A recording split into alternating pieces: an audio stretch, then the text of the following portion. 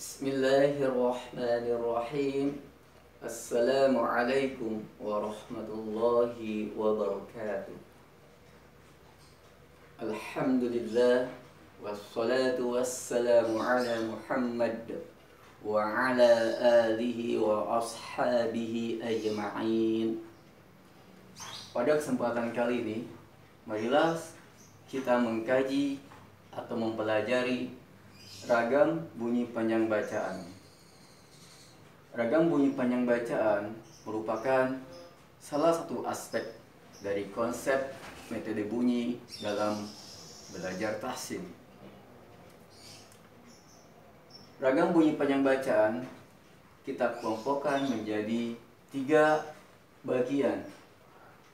Yang pertama, bunyi panjang bacaan dibaca 1 alif atau 2 harokat. Yang kedua, dibaca panjang 2 alif atau 4 harokat. Dan yang ketiga, dibaca panjang 3 alif atau 6 harokat.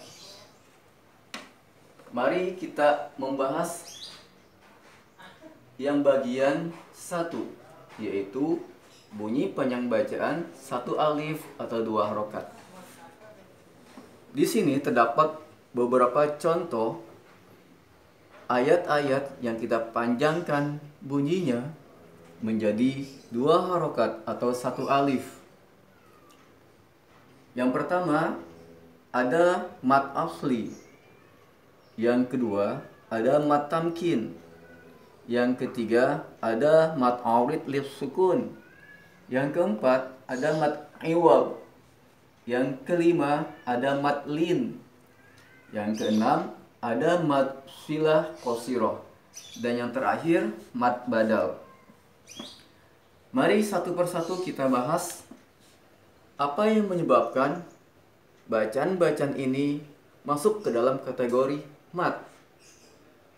Yang pertama adalah mad asli.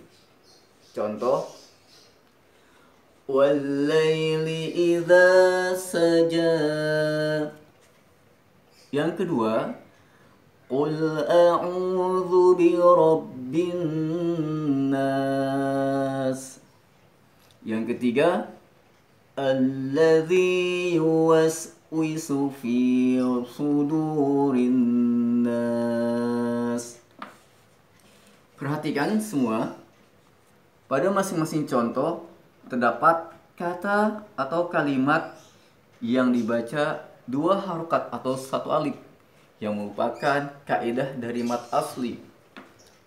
Apa kaidahnya? Yang pertama terdapat kalimat idza dan saja. Dua-duanya ini dibaca 2 harokat atau 1 alif karena terdapat huruf alif baik yang pertama ataupun yang terakhir, di mana sebelum huruf alif ini harus didahului dengan tanda baca fathah. Begitu pula dengan contoh yang kedua, yaitu pada kalimat a'udzu. Pada kalimat ini terdapat huruf waw sukun yang didahului oleh harokat dhamma. Adapun yang ketiga, alladzi yuwaswisu fi sudurin nas. Di sini terdapat 3 contoh bacaan yang dibaca panjang 2 harokat atau 1 alif yang termasuk ke dalam kategori atau kaidah mad asli. Yang pertama adalah alladzi, karena ada huruf ya sukun sesudah tanda baca kasroh. Dan yang kedua fi, yaitu ada huruf ya sukun sesudah tanda baca kasroh. Sedangkan yang ketiga suduri, ada waw sukun yang didahului tanda baca dhamma.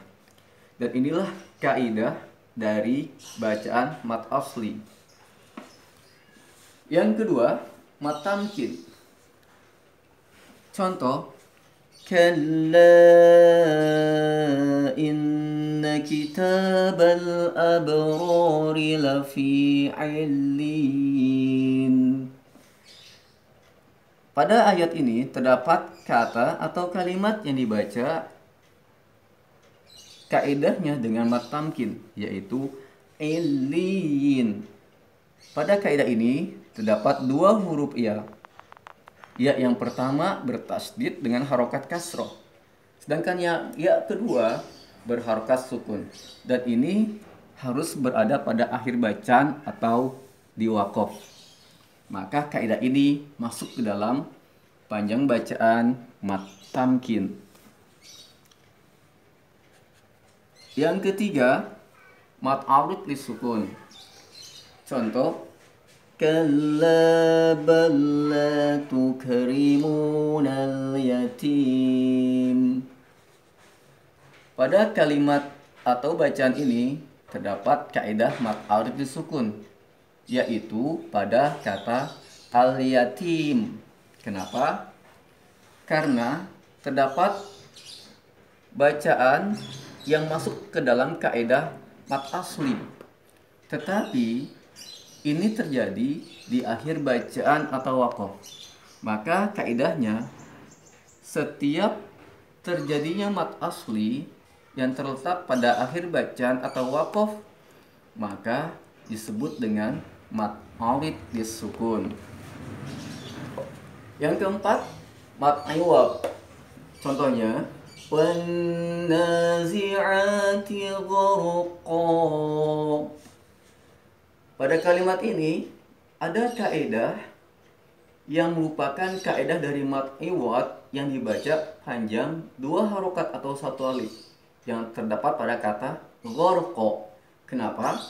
Karena pada kalimat gharqa terdapat tanda baca fathatain yang terletak di akhir bacaan atau wakof. Maka setiap ada tanda baca fathatain letaknya di akhir bacaan atau wakof, maka masuk ke dalam kaidah mad iwad. Yang kelima, mad lin. Contohnya, li'ilafi Quraisy. Yang kedua, wa amanahum min khauf. Perhatikan, pada dua contoh ini terdapat di akhir bacaan atau wakof ada huruf ya sukun dan waw sukun. Bila huruf ya sukun dan waw sukun terletak di akhir bacaan atau wakof dan sebelumnya terdapat tanda baca fathah, maka bacaan ini masuk ke dalam kaidah mad lin. Yang keenam, mad silah qasiroh. Contoh, ma aghna anhu maluhu wa ma kasab. Pada contoh ayat ini terdapat kata atau kalimat yang masuk ke dalam kaidah mad silah qasiroh, yaitu kata maluhu. Pada kata ini terdapat hak dhamir atau hak selain dhamir yang memiliki tanda baca badal alif atau badal waw, atau nanti juga bisa dengan badal ya. Sekali lagi,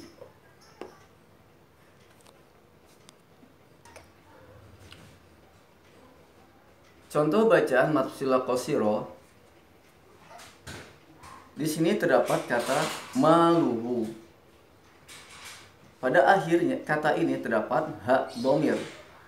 Nah, bila terdapat hak dhamir berharokat dhamma dengan badal waw, maka disebut masuk ke dalam kategori atau kaidah mad silah qasiroh.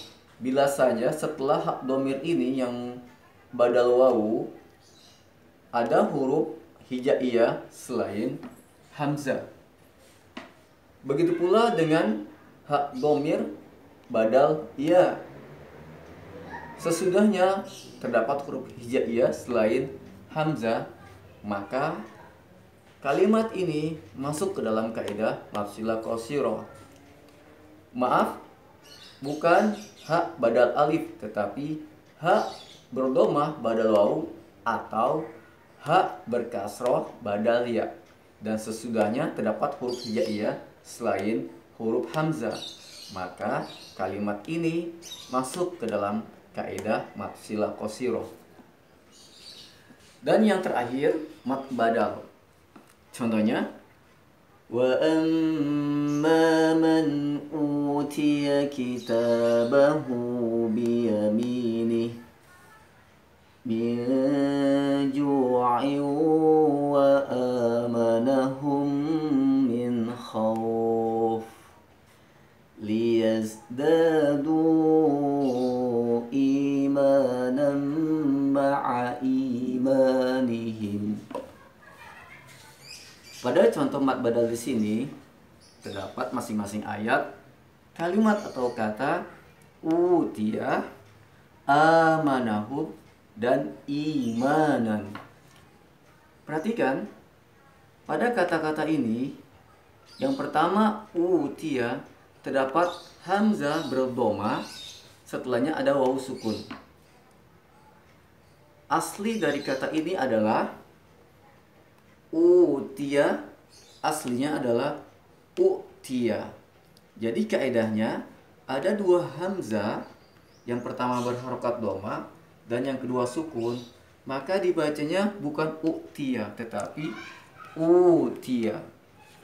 Begitu pula dengan kata amana, aslinya adalah amana. Sama ada dua hamzah, yang pertama berharokat fathah, yang kedua sukun. Maka ketika dalam bacaan menurut kaedah mat badal dibaca menjadi amana. Dan yang ketiga imanan, aslinya adalah imanan. Maka terdapat dua hamzah, yang pertama kasroh dan yang kedua sukun. Pada kaedah mat badal, hamzah yang kedua menjadi sukun seperti imanan. Nah, dari perubahan kalimat ini berdasarkan kaidah mat badal, maka panjang bacaan setiap kalimat atau kata ini dipanjangkan menjadi dua harokat atau satu alif. Dari penjelasan ragam bunyi panjang bacaan yang merupakan panjang bacaan satu alif atau dua harokat, terdapat 7 jenis maaf. Nah, dari sini mudah-mudahan bisa dipahami dan insya Allah bisa dipraktekkan dalam keseharian membaca Al-Quran. Lebih kurangnya mohon maaf, semoga bisa menambah pemahaman dan wawasan keilmuan tentang tajwid atau tahsin. Wabillahi taufiq wal hidayah. Assalamualaikum warahmatullahi wabarakatuh.